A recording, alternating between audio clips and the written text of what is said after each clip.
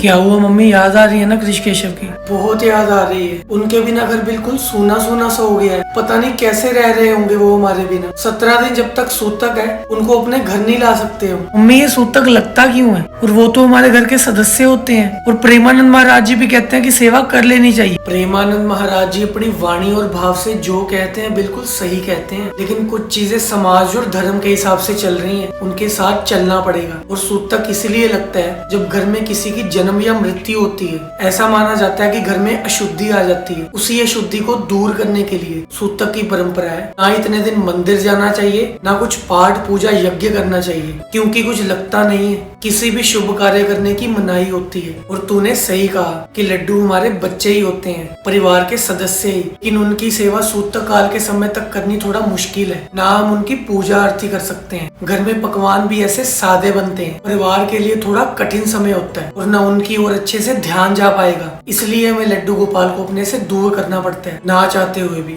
और जो 17 दिन के बाद यज्ञ होता है, फिर ब्राह्मण भोजन करते हैं, फिर सारी अशुद्धि दूर हो जाती है। फिर घर में जल का छींटा देके फिर ही हम लड्डू गोपाल को तुम मुझसे दूर नहीं